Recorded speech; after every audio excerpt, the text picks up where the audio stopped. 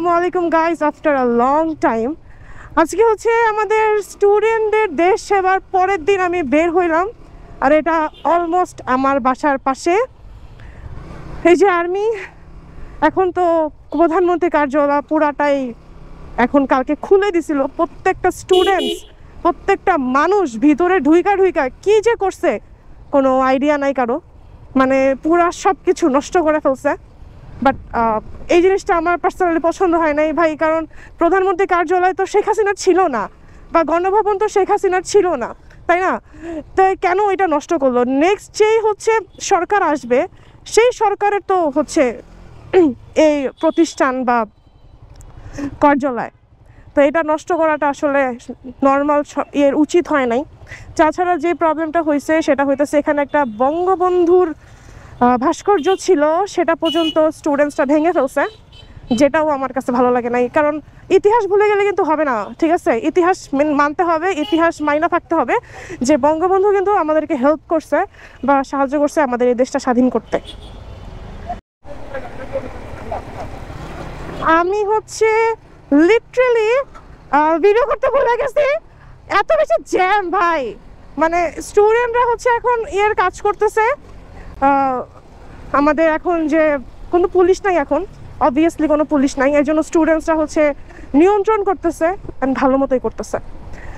আমার স্টুডেন্টসদেরকে নিয়ে কোনো কমপ্লেন নাই, কিন্তু এই স্টুডেন্টসদের মামলার মধ্যে কিছু কিছু বিএনপি, আওয়ামী লীগ, ছাত্রলীগ সবাই হচ্ছে ইন্টারফেয়ার করে ম্যাটারটাকে অনেক বেশি গরম বানাই ফেলছিল। আর এখন ওরা এই সব কাহিনীগুলো করে। যাক, এখন আমরা যাব এলিভেটর দিয়ে।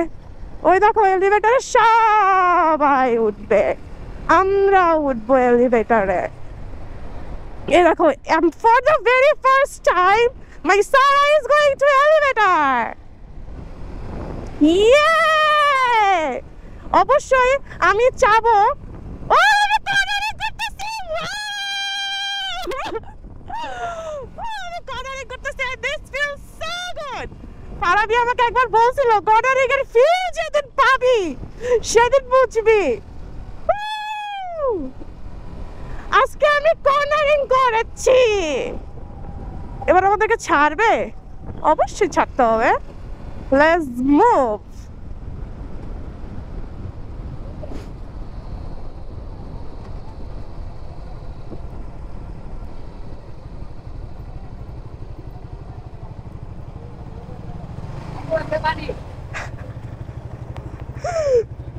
Thank you.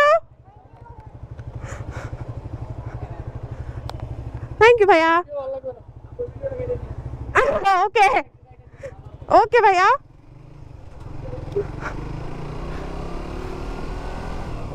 Wow, elevator. It was my dream. Let's go. Cornering করতে যে মজা!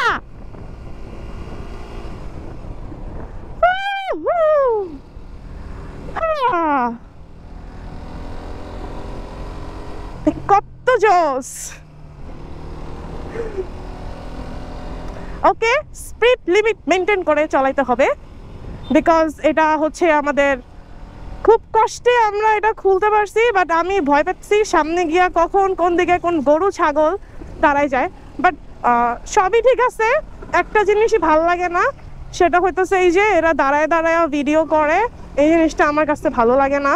হাই, আমি বলছিলাম এলিভেটরে ভিডিও করব।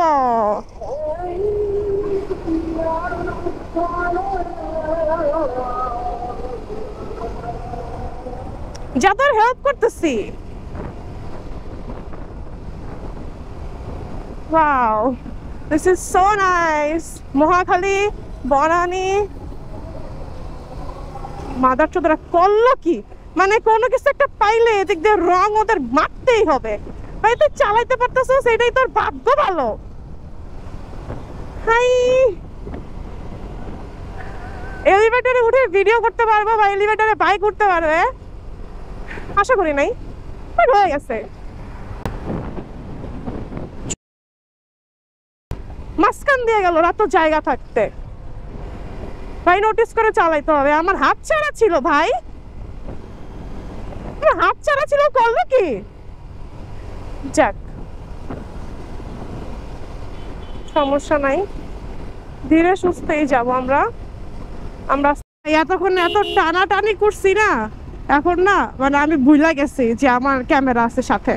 তো যেটা দেখলাম এত পরিমাণে মানে বাড়ছে 300 ফিটে, কেউ রং নেয়, কেউ সামনে দিয়ে আসে, কেউ বামে যায়, কেউ ডানে যায়, কেউ মাঝখানে এসে দাঁড়ায় যায়। আমি আসলে টানার উপরে ছিলাম, কমিউনিকেটর কানেক্ট করতে গিয়ে পিছিয়ে গেছি, এই জন্য আমি টানার উপরে ছিলাম দেখে আমি হচ্ছে আর ক্যামেরা অন করতে ভুলেই গেছি।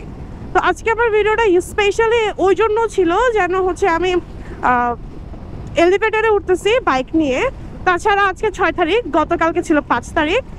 গতকালকে আবার সারার 6 মান্থ পূরণ হয়েছে, ঠিক আছে, and I am very happy for that. আমার সারার 6 মান্থ যেদিন পূরণ হইলো সেই দিনই হচ্ছে আমাদের দেশ স্বাধীন হইল।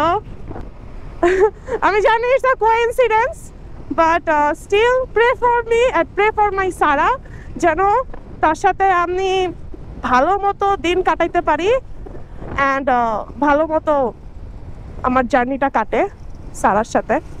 সো এই দোয়াই করবেন সবাই আমার জন্য। এ পর্যন্ত ভালো থাকবেন, সুস্থ থাকবেন। আল্লাহ হাফেজ।